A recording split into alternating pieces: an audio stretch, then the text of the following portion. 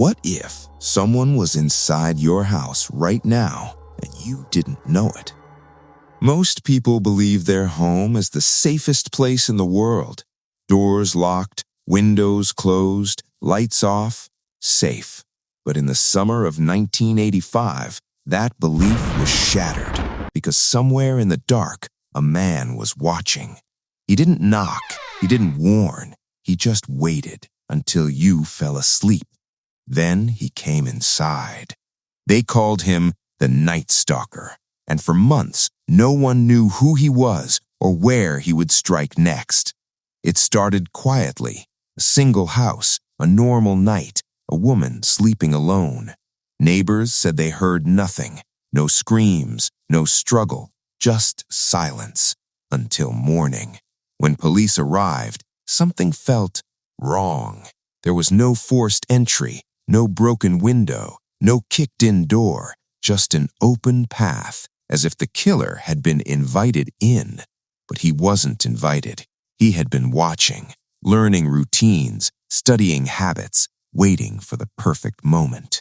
And when he moved, it was fast, cold, precise.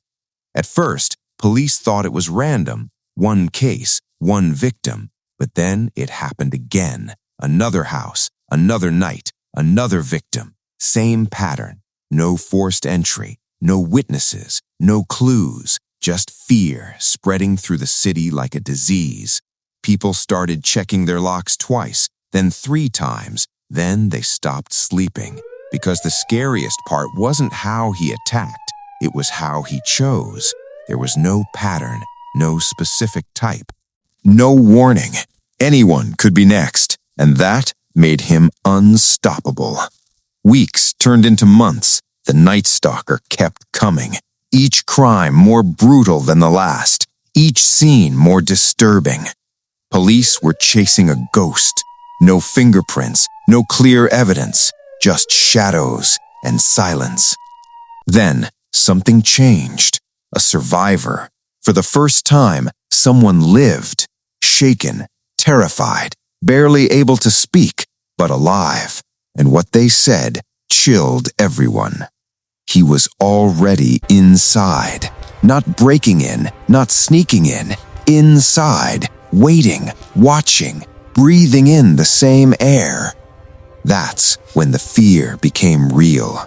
This wasn't just a killer. This was someone who studied fear, someone who enjoyed control, someone who knew exactly how to disappear. The city began to panic. Gun sales went up. People slept with lights on. Families stayed together in one room. Every noise became a threat, every shadow a possibility. And still, he wasn't caught. Then, one night, everything almost ended. Police got a call, a witness. Someone had seen a man leaving a house, acting strange, nervous, watching over his shoulder. They described him, tall, thin, dark clothing, cold eyes. For the first time, police had something real.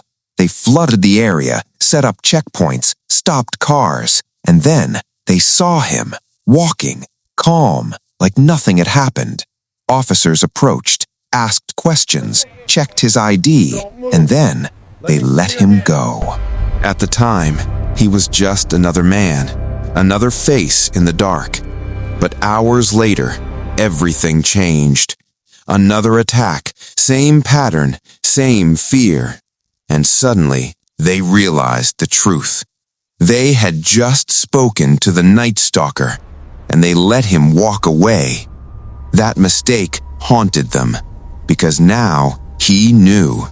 He knew how close they were, and instead of stopping, he became more dangerous, more violent, more unpredictable.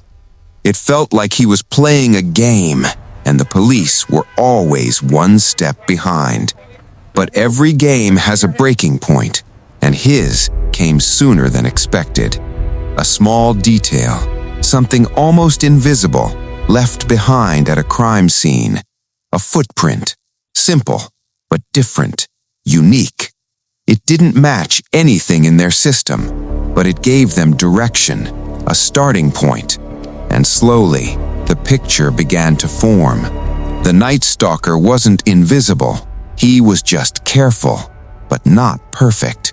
And that was his mistake. As news spread, the public turned from fear to anger. People weren't hiding anymore. They were watching, waiting, looking for him. And then, one day, someone recognized his face, not from the police, not from a report, but from the news. A picture, a suspect, a name, and suddenly, the hunter became the hunted. He ran, through streets, through crowds, trying to escape, but this time, there was nowhere to hide. People chased him, surrounded him, stopped him. Not the police, the people, the same people who had been living in fear for months. They didn't wait. They didn't hesitate. They ended it.